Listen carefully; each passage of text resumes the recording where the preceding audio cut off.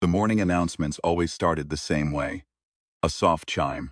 Then the voice, smooth, genderless, calibrated to land at the precise frequency human auditory cortex finds most trustworthy. The Veth had studied that too. They had studied everything. Good morning, New Oslo. Lattice compliance status 97.4%. Resident wellness index, nominal. Transit corridors, green. Enjoy your day. Mara Schultz stood at her window and listened to it the way she'd once listened to rain. Not for information, just for the texture of the world she was living in. The sky outside was the color of old pewter, low clouds pressing down on the city's skyline of black towers and soft Veth lighting. That particular bioluminescent blue-white they used for everything. It made New Oslo feel like the inside of an aquarium, clean, controlled, observed. She pressed 2 fingers to the condensation on the glass and held them there for 3 seconds. Then she wiped the smear away with her sleeve and went to make coffee. Apartment was a compliance unit. That's what the Veth called them, though humans still said flat or apartment, because language, at least, hadn't been fully cataloged yet. The walls were smooth and pale, and embedded with lattice sensors every 2 meters. Passive collection, the orientation materials said. Nothing intrusive. Just a gentle ambient awareness of your biological presence. For your safety and the safety of your community. The sensors read skin temperature, respiration rate, the microscopic shed of skin cells that every human left behind everywhere they went. A constant, invisible snowfall of self. The lattice took all of that and resolved it into a signal. Your signal. Unique as a fingerprint. More reliable than any document humans had ever devised. Because documents could be forged, and fingerprints could be lifted, but your genome was your genome, and it followed you everywhere, and it never lied. That was the pitch. That was what Mayor Held had said on the day of integration. Standing in front of the cameras with the Veth console behind her, looking for all the world like she believed it. Maybe she had. Maybe the lattice had made her believe it by then. Crime in New Oslo had fallen 91% in 8 months. The Veth considered this proof of concept. Mara had worked in biomedical identity verification before integration. Not for the Veth. For the old city's public health infrastructure, contact tracing, disease surveillance, that kind of thing. She knew the architecture because she'd helped build something like it. Smaller, less total. With audit trails and judicial oversight, and all the things that made the difference between a public health tool and a leash. The Veth version had none of those things. The Veth version was elegant and complete, and it knew where you were, every moment of every day. She poured her coffee and sat at the small table by the window and looked at her hands. After a moment, she reached under the table and peeled back the strip of thermal foam she'd glued to the underside 3 months ago. Inside it, wrapped in a square of mylar, were 7 small glass vials. She held them up to the gray light. Each one was labeled in her own handwriting, tiny letters DPRTKAM. She took the one labeled P, unstoppered it carefully, and tipped 2 drops onto the back of her left hand, rubbed it in, stoppered the vial, put them all back. Somewhere in the lattice's vast network, her morning signal had just gotten messier. She smiled and drank her coffee. Keth 7 received the anomaly report at 0614 local time and spent 11 minutes reviewing it before deciding it warranted direct investigation. The anomaly was simple on its face. A single biological signal, designation H44 Schultz M, had been recorded at 3 distinct lattice nodes simultaneously during the previous 48 hours. Not sequentially, not within the margin of transit time between locations, simultaneously.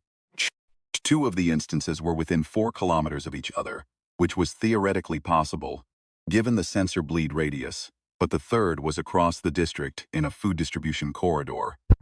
Confirmed by 3 independent contact sensors, at the same timestamp down to the second. Keth 7 cross-referenced the hardware logs. No malfunctions, no calibration drift outside normal parameters. The sensors were functioning correctly, which meant the signal was not.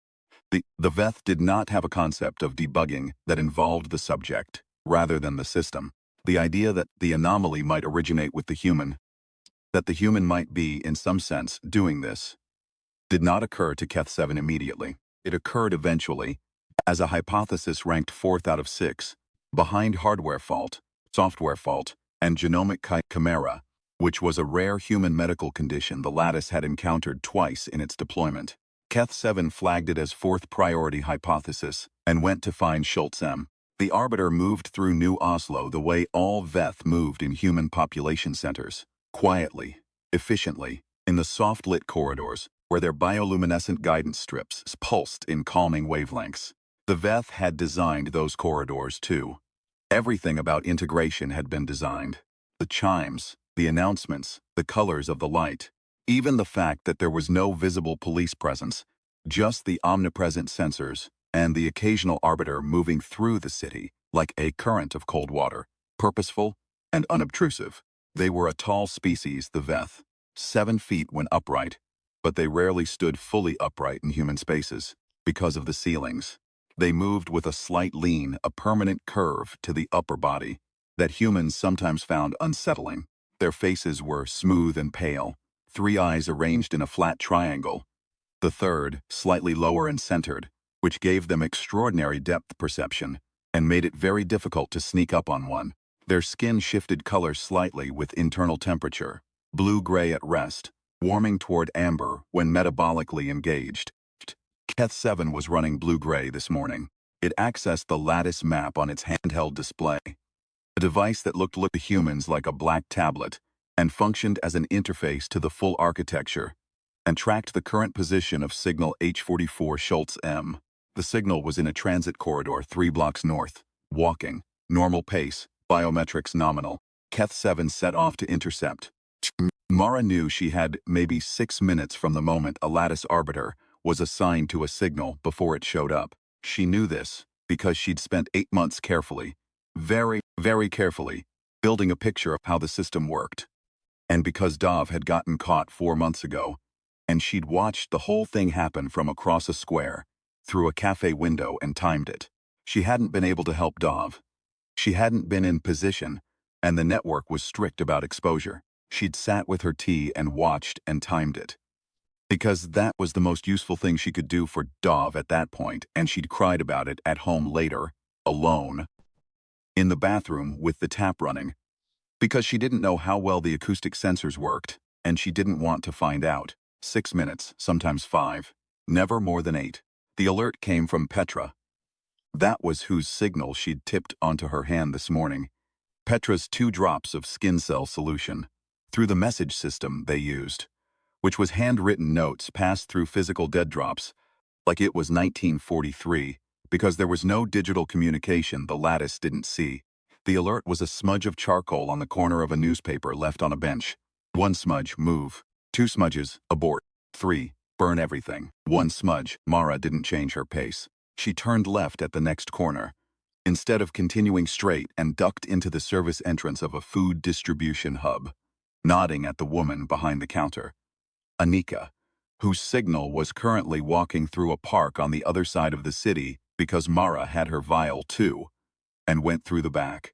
In the storage area, among crates of processed grain and vitamin supplement blocks, she found the small case she'd cached there 2 weeks ago. Inside, a clean set of clothing, a packet of enzyme solution, and a fresh vial labeled K. She changed quickly, rubbed the enzyme solution over her hands and the back of her neck, the high contact zones. The enzymes didn't destroy her biological signal. Nothing short of a full decontamination suite could do that. But they disrupted the shed, reduced it, bought time. Then she tipped K's solution onto her skin. The Lattice, for the next few hours, would be receiving traces of 3 different humans in overlapping zones.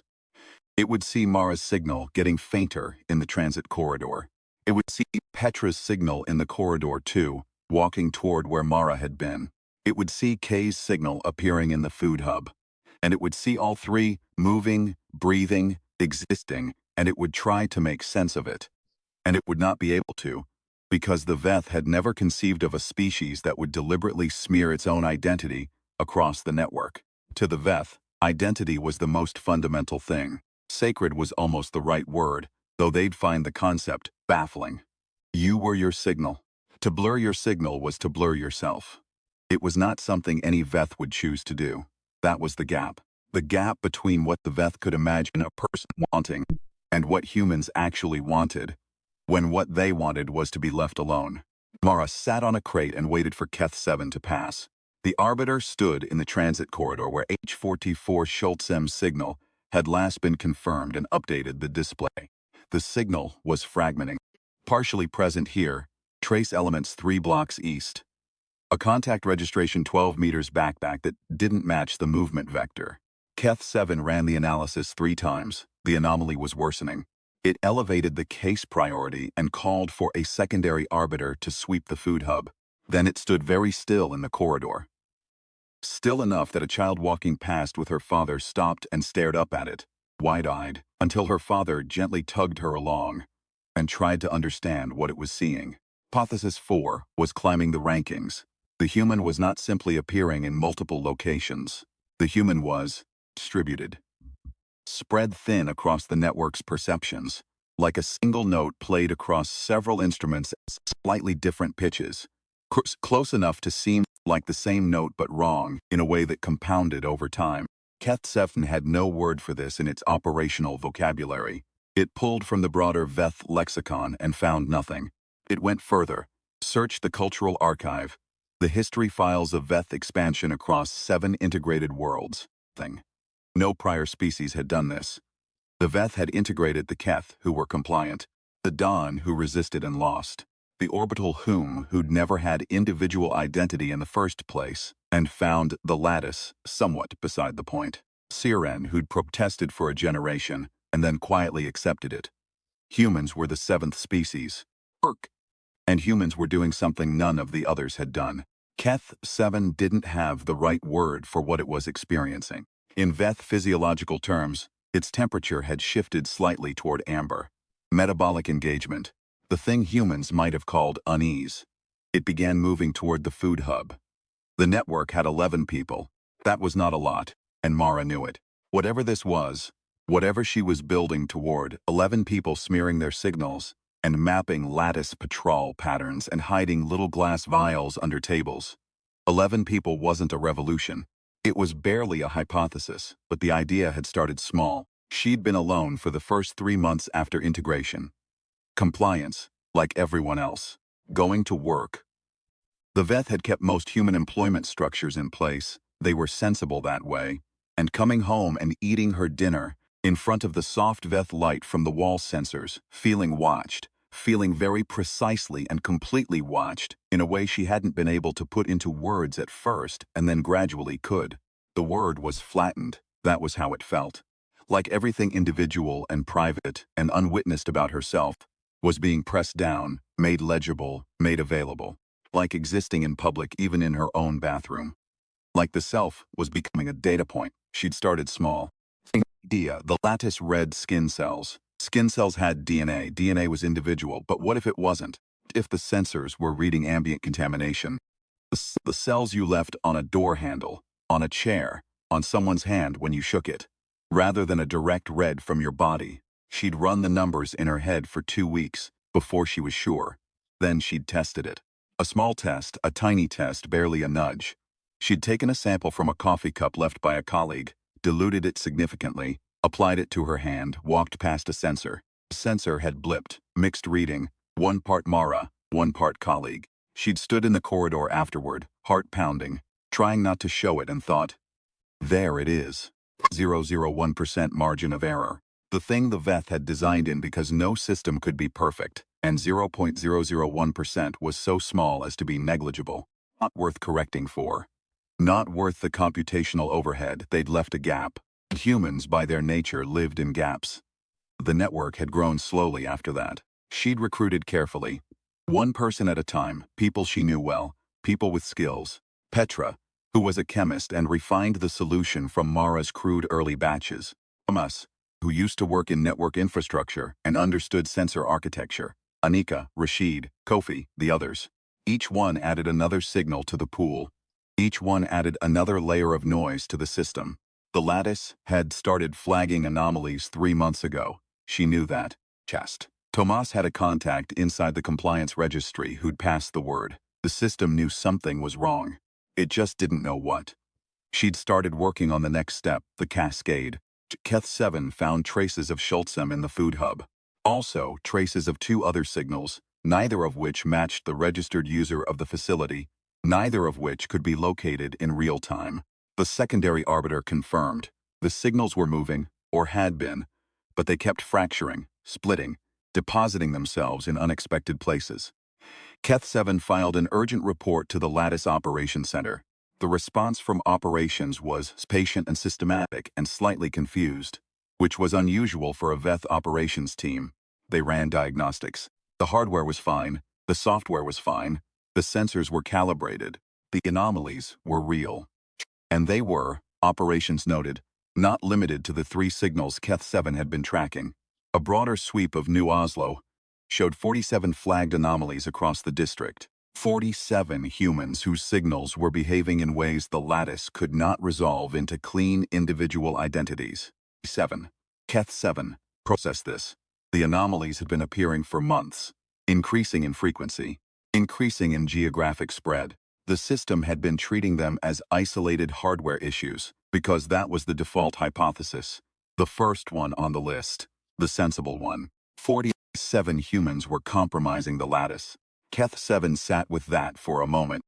Metaphorically, it was still moving, covering ground, but some part of its processing was very still, and tried to understand the scale of what it was looking at.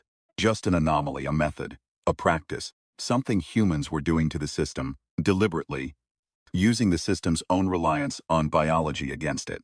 The elegant circularity of it created a sensation Keth-7 had no precise term for in its operational vocabulary, something between what humans called admiration and what they called dread.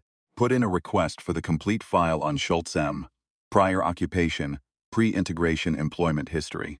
The answer came back, biomedical identity systems, data verification architecture. Keth-7 understood then.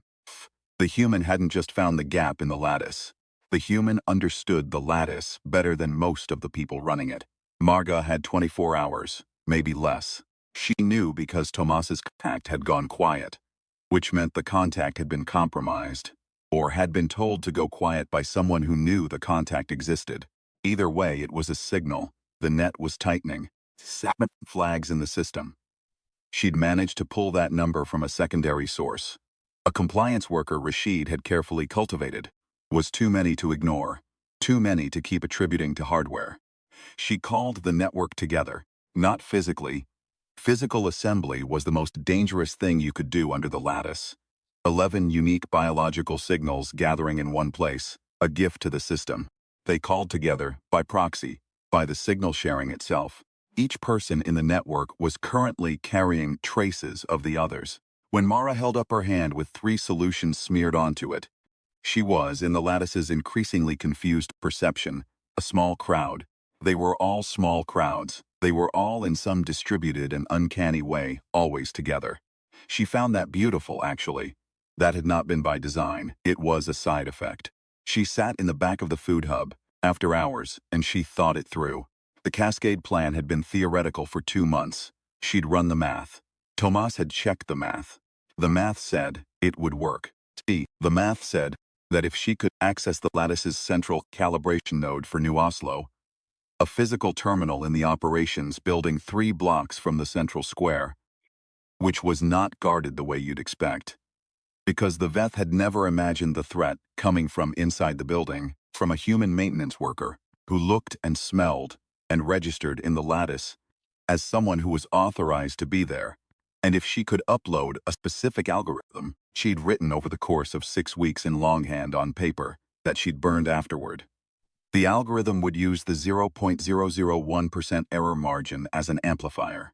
Every sensor in New Oslo would simultaneously receive the maximum allowed ambiguous signal. Not 0, not a blank. The full biological presence of a human, but one that could not be resolved into an individual. Every human in New Oslo, in the Lattice's perception, would return the same reading. 8 million people, 1 signal. The system was not designed for that. No identity verification system in the universe was designed for that, because no identity verification system in the universe had been built by a species that understood what it felt like to have your identity used against you. The Lattice would crash. Not permanently, the Veth would rebuild it, probably within days. But in the window of the crash, The doors would unlock. The transit corridors would open. The city's surveillance grid would go dark. And people would move. She'd never told the others what she hoped would happen in that window. She wasn't sure herself.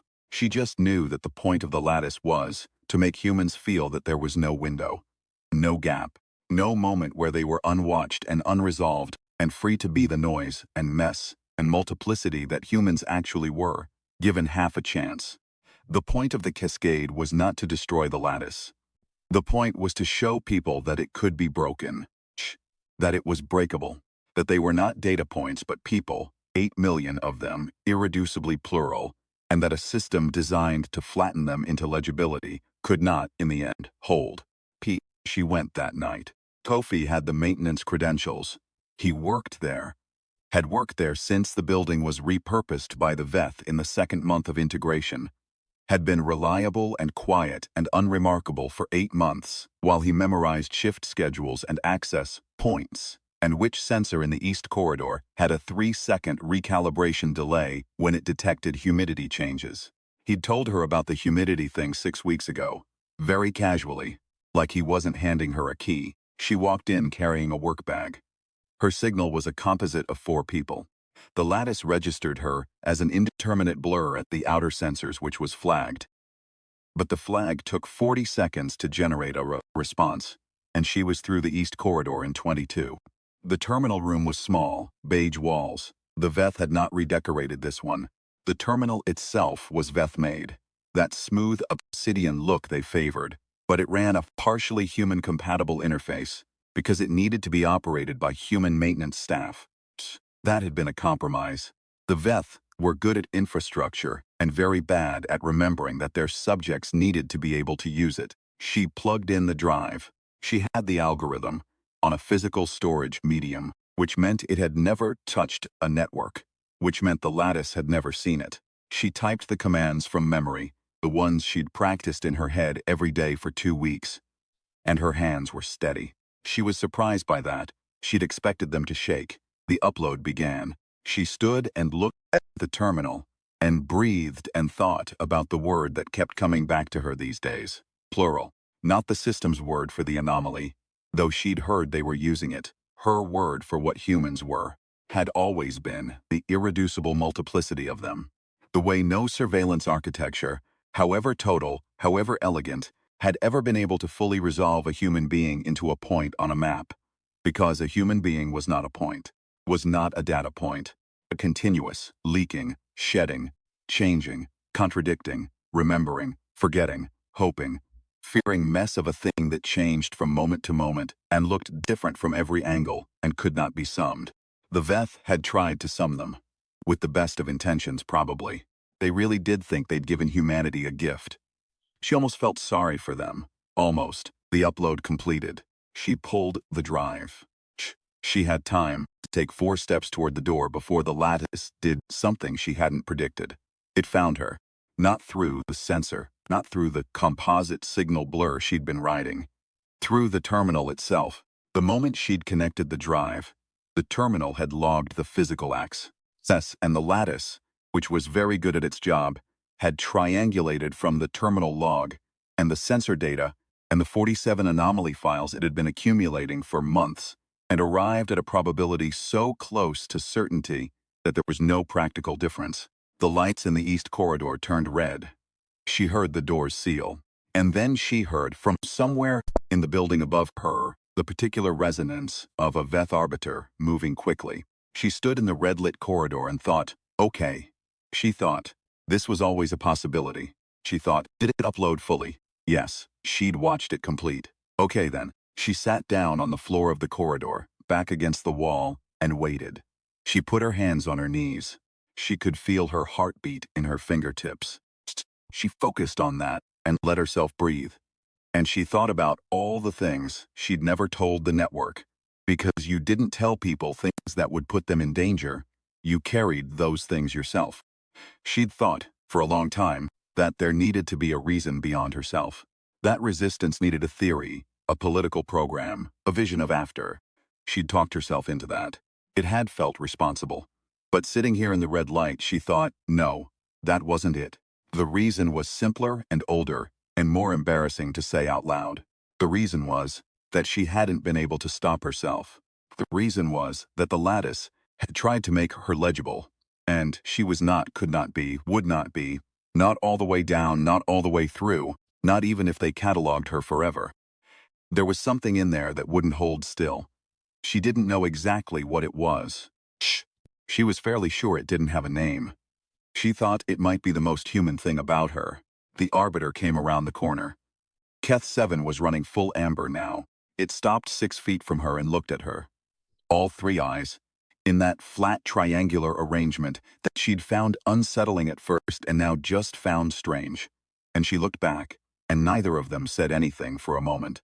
"You uploaded something," Keth 7 said. Its voice modulator produced comprehensible English with that particular flatness of translation, all the rhythm ironed out. "I did," she said, "the anomalies, the identity fragmentation across the district. Engineered that," she said. Keth 7 processed this. Its skin was deep amber. "You understand the lattice?" "I helped build the human version," she said. "Before you arrived. We called it a contact network. We used it for pandemics. It was smaller and it had oversight." She paused. "You should have left oversight in." Keth 7 looked at her for another moment. Then it looked at the terminal behind her. "What did you upload?" She didn't answer. The Arbiter walked past her to the terminal and attempted to access the recent log. The terminal was unresponsive. Across New Oslo, at that precise moment, every lattice node began receiving a signal they could not process. An impossible signal. A signal that was simultaneously 8 million people, and also none of them. A perfect and total ambiguity.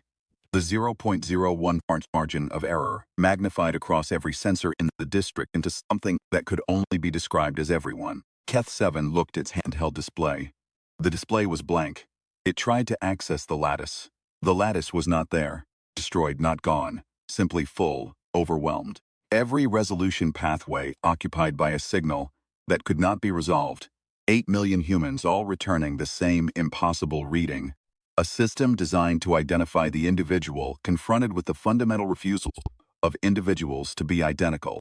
Keth 7 stood in the terminal room with a blank display and was, for the first time in its operational life, without data.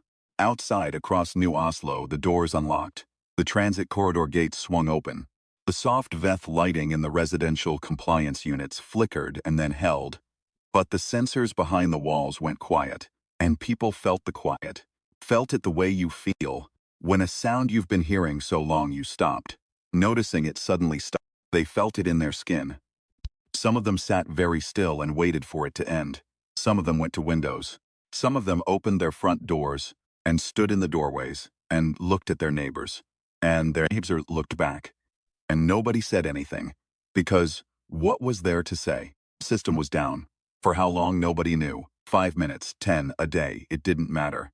11 seconds. The VETH would calculate it precisely later. 11.3 seconds. The lattice registered every human in New Oslo as one person. Not as the same person, as one person. Singular and total and paradoxically unidentifiable. Then the system began its reboot sequence. And the signals slowly separated back into individuals. And the doors stayed open. Lock mechanisms needed a hard reset. And the streets of New Oslo were full of people who'd come outside and didn't quite know why. They found Mara 3 hours later. Not through the lattice. The lattice was still recovering. Partial coverage. Sensor nodes coming back online in clusters.